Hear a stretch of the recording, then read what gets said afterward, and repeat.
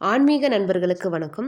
இன்னைக்கு நம்ம பார்க்கக்கூடிய பதிவு என்ன அப்படின்னா, செவ்வாய்க்கிழமையில முருகப்பெருமானுக்கு உரிய நாளான செவ்வாய்க்கிழமையில செவ்வாய் ஓரையில முருகப்பெருமானுக்கு வெற்றிலை தீபம் போடுறோம். அந்த வெற்றிலை தீபம் முருகப்பெருமானுக்கு போடுறதால என்ன பலன்? அந்த வெற்றிலையை ஏன் விளக்கு போடுறதுக்கு நம்ம பயன்படுத்துகிறோம்? அந்த வெற்றிலையில் அப்படி என்ன ஆன்மீக ரகசியம் இருக்குது அப்படின்றத முழுசாக இந்த வீடியோவில் நம்ம பார்க்கலாம். செவ்வாய் ஓரை அப்படின்றது ஓரை நேரம் ஒவ்வொரு நாளும் ஒரே நேரத்தில் தாங்க வரும். இப்போ செவ்வாய்க்கிழமை எடுத்துட்டிங்க அப்படின்னா செவ்வாய் ஓரை நேரம் காலையில் 6 to 7, மதியம் 1 to 2, இரவு 8 to 9 இந்த 3 நேரங்களில் செவ்வாய் ஓரை நேரம் இருக்கும். அதே மாதிரி ஒவ்வொரு நாளும் இப்போ புதன்கிழமை எடுத்துட்டிங்க அப்படின்னா புதன்கிழமை இந்த 3 நேரமும் புதன் ஓரை நேரம் வரும். வியாழக்கிழமை எடுத்துட்டிங்க அப்படின்னா குரு ஓரை நேரம், இது சேம் மூணு டைம்லையுமே குரு ஓரை நேரம் வரும்.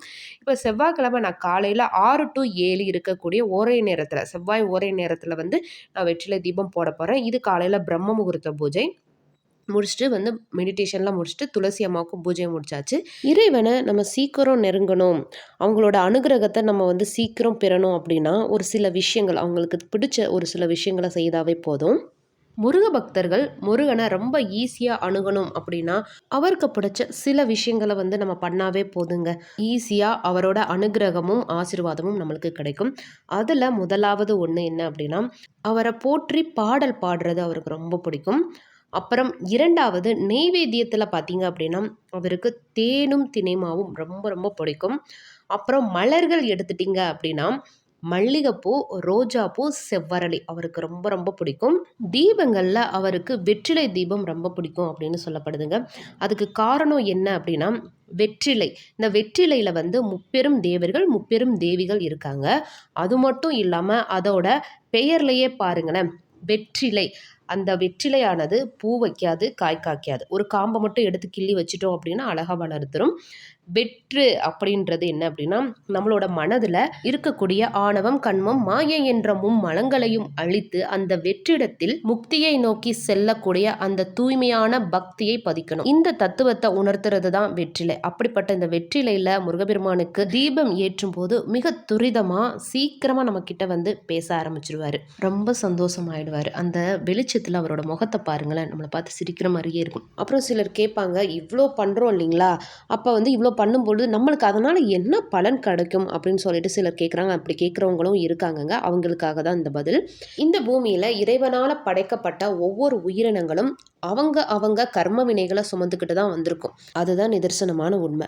எல்லாரும் சூப்பராக இருக்காங்களா அப்படின்னு கேட்டால் இல்லவே இல்லைங்க. எல்லாருக்கும் அவங்க இருக்கக்கூடிய சூழ்நிலைக்கு ஏற்ற மாதிரி கஷ்டங்கள் இருந்தே இருக்கும். யாரும் சூப்பராக இருக்காங்க அப்படின்லாம் சொல்ல முடியாது. இப்போ காசு பணம் நிறையா இருக்குது, எனக்கு சொத்து பத்து நிறையா இருக்குது அப்படின்னா அவனுக்கு சந்தோஷம்தான் இருக்குமா? அவனுக்கும் கஷ்டம் இருக்காதா? கண்டிப்பாக அவனுக்கு இருக்கும்.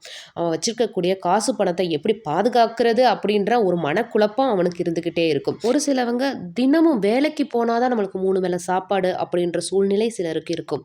கணவன் மனைவிக்குள்ள பிரச்சனை இல்லாத வீடு இருக்காது. கண்டிப்பாக கணவன் மனைவி பிரச்சனை இருக்கும். திருமணமாகி பல வருஷமாச்சு, குழந்தை இல்லை, குழந்தை இல்லாத பிரச்சனை இருக்கும். வயதாயிட்டே போகுது, திருமணமே ஆகலை அப்படின்னு சொல்லிட்டு திருமண தடை இருக்கும். எத்தனையோ நான் தொழில் செய்துட்டேன், ஆனால் ஒன்று கூட என்கிட்ட நிரந்தரமாக இல்லவே இல்லை, அதில் வருமானம் இல்லை, நல்ல வேலை கிடைக்க மாட்டுது அப்படின்னு சொல்லிட்டு எல்லாருக்கும் ஒவ்வொரு விதத்துலேயும் ஒவ்வொரு பிரச்சனைகள் இருந்துக்கிட்டே தாங்க இருக்கும். அத்தனை பிரச்சனைகளையும் நம்ம சமாளித்து இந்த பூமியில் நம்மளும் ஒரு ஆளாக நிற்கணும், நம்ம குடும்பத்தை பாதுகாக்கணும் அப்படின்னு சொல்லிட்டு எல்லாருக்குமே எண்ணங்கள் இருக்கும். இதுலேயும் சிலர் கேட்பாங்க, இவ்வளோ பிரச்சனை இருக்குல்ல, தீபம் ஏற்றுனா இந்த பிரச்சனைகள் அப்படியே மறைஞ்சிடுமா அப்படின்னு சொல்லிட்டு கேட்குறவங்களும் இருக்காங்க. இல்லைங்க, இந்த இறை வழிபாடு அப்படின்றது நம்மளுக்கு ஒரு நல்ல பக்குவத்தை கொடுக்கக்கூடியது. எவ்வளவோ பிரச்சனைகள் இருந்தாலும் இந்த பிரச்சனை இப்படி சமாளிக்கலாம், இந்த மாதிரி போகலாம் அப்படின்ற நல்ல எண்ணங்களையும் அந்த பிரச்சனையை தீர்க்கக்கூடிய வழிகளையும் உருவாக்கி கொடுக்கறது தான் இறைவன், இந்த பிரபஞ்சம். சரிங்களா? இதுதான் நம்மளோட பிரச்சனைகளை தீர்க்கக்கூடிய வழி அப்படின்னு நம்மளுக்கு தெரிஞ்சிச்சு அப்படின்னா ஈஸியாக அந்த பிரச்சனையை தீர்த்துட்டு போயிடலாமே. அதுதாங்க இறை வழிபாடு அப்படின்றது நம்மளோட வாழ்க்கையில் ரொம்ப ரொம்ப ரொம்ப ரொம்ப முக்கியமான ஒரு விஷயம். அதை எப்பயுமே விட்டுடாதீங்க, இறுக்கமாக பிடிச்சிக்கோங்க. கண்டிப்பாக இறைவன், அதுவும் முருகப்பெருமான் அவ்வளோ அற்புதங்களை தினம் தினமும் இந்த பிரபஞ்சத்தில் நிகழ்த்திக்கிட்டே இருக்காருங்க.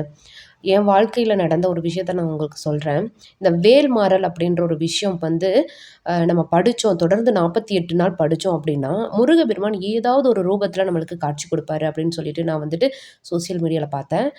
அத நான் ஃபாலோ பண்ணேன். இப்ப நான் சொல்றது சத்தியமான உண்மைங்க. இது 2 வருஷத்துக்கு முன்னாடி நடந்த கதை. வரலட்சுமி நோன்பு இருக்கு. அதாவது நாளைக்கு வரலட்சுமி நோன்பு அப்படின்னா, நான் வீட்ல எல்லாத்தையும் சுவாமியெல்லாம் எடுத்து வச்சு ரெடியா இருக்கு.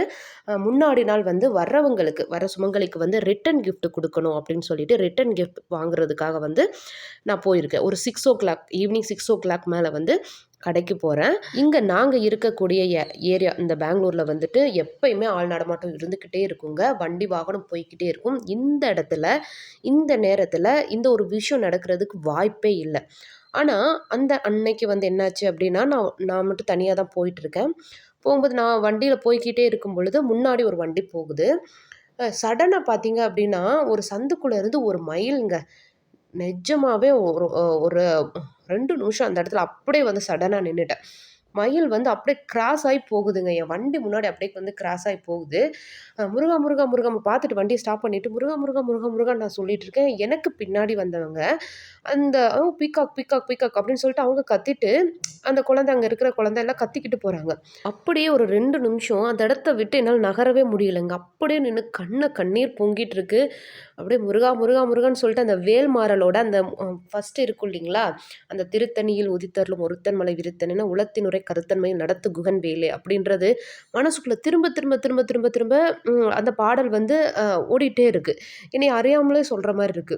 அப்படி ஒரு விஷயம் நடந்துச்சுங்க. அது வந்து சொல்லவே முடியாது. அந்த நேரத்தில வந்து உடம்பெல்லாம் சிலுத்து போயிட்டு அப்படி இருந்தது.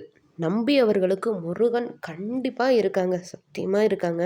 ஒரு பிரச்சனையில நின்னுக்கிட்டு, "முருகா எனக்கு காப்பாத்து, எனக்கு வழி தெரியலன்னு" கூப்பிட்டு பாருங்களேன். கண்டிப்பா அந்த இடத்துல யாராவது ஒரு ரூபத்துல, ஏதாவது ஒரு வழியில அந்த பிரச்சனையிலிருந்து வர்றதுக்கான வாய்ப்புகள் கிடைக்கும். நீங்க வேணா டெஸ்ட் பண்ணி கூட பாருங்களேன். கண்டிப்பா ஏதாவது ஒரு ரூபத்துல முருகப்பெருமான் வருவாரு. ஆனா ஒரு விஷயத்த மட்டும் ஞாபகம் வச்சுக்கணுங்க. உங்களுக்கு எந்த தெய்வம் வேணாலும் இஷ்ட தெய்வமா இருக்கலாம். சிவன், சக்தி, முருகன், பெருமாள் எந்த ஒரு தெய்வம் இஷ்ட தெய்வமாக இருந்தாலும், அவங்க எதிர்பார்க்கக்கூடியது அவங்க நம்மகிட்ட எதிர்பார்க்கக்கூடியது என்ன அப்படின்னா, உண்மையான பக்தி, நம்பிக்கை. எந்த தெய்வத்த பிடிச்சாலும் அந்த தெய்வம் கண்டிப்பா இந்த பிரச்சனைய எனக்கு தீர்த்து கொடுக்கும் அப்படின்ற அந்த நம்பிக்கை இருக்குல்ல, அந்த நம்பிக்கைய தான் இறைவன் நம்மகிட்ட எதிர்பார்க்கிறாரு.